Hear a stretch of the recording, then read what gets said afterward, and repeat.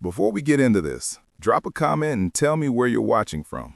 I love seeing this community stretch across the whole map. And if you're new here, hit like so more people can see stories like this. Now, let me paint a moment that doesn't happen often in Washington. A moment when the room shifts without anyone raising their voice. A moment when someone tries to diminish you and ends up exposing themselves instead. This happened to Jasmine Crockett, and the person who pushed the wrong button at the wrong time? Ivanka Trump. It didn't start with fireworks. It started backstage at a private ethics forum, staffers hustling around, donors trying to look important. Jasmine was reviewing oversight materials, calm, focused, when she heard it. A soft whisper behind her. Ivanka Trump, speaking just loud enough for the right people to hear. She's passionate, but professionalism is another thing. The kind of line designed to sound polite. The kind of line meant to land like a slap without leaving a mark. Jasmine didn't spin, she didn't sigh. She just stepped forward and said, "Is there something you'd like to ask me directly?" Ivanka gave that thin, PR-polished smile. "Oh, I just meant your approach can be intense." And look, that word hits different when you're a black woman in a room full of people who expect you to stay quiet. Jasmine knew exactly what she heard. But before the conversation could turn into anything else, staffers opened the doors and ushered everyone inside. Long table, stacks of documents. That artificial calm that only exists when people really want to see what's about to happen. And fate put them right across from each other. The meeting began. People pretended to read notes they'd already memorized. But every eye kept drifting back to the two women at the center of the tension. Jasmine cleared her throat. "Before we move forward, I want to address something that was said." Ivanka waved her hand like this was nothing. "Let's not turn this into something bigger." But that line, Jasmine wasn't letting it slide. Not today. "You questioned my professionalism in front of donors while I was presenting verified oversight findings." Ivanka leaned back. "Sometimes your delivery can be forceful." And that's when Jasmine dropped the line that froze the air. Professionalism or silence? You could feel it. A shift, a quiet truth landing harder than any shout.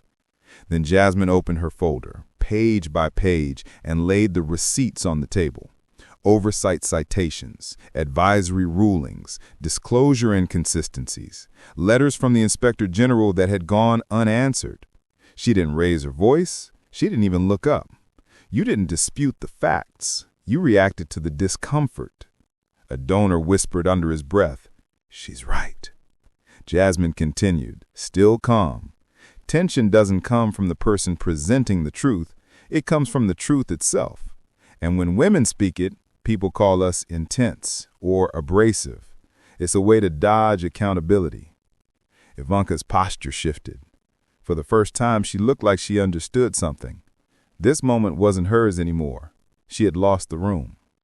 "Maybe I chose the wrong moment," Ivanka said, quietly. "That's a start," Jasmine replied. The meeting carried on, but the energy has shifted. Everyone saw what just happened.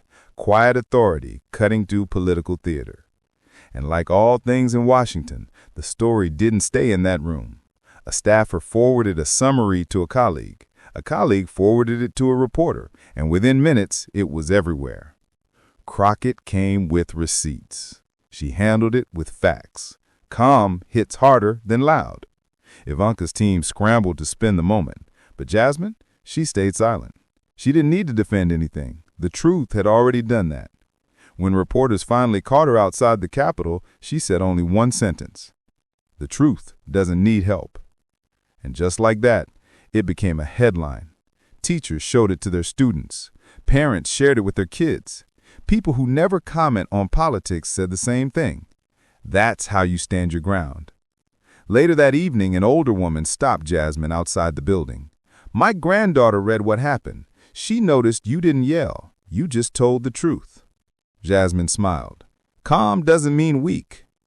That night, Jasmine recorded a short video. No studio lighting, no rehearsed lines, just honesty.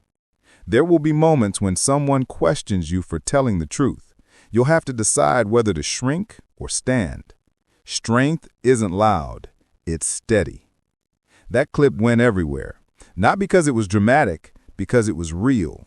People posted it saying, "This is how you keep your dignity. This is how you stay grounded.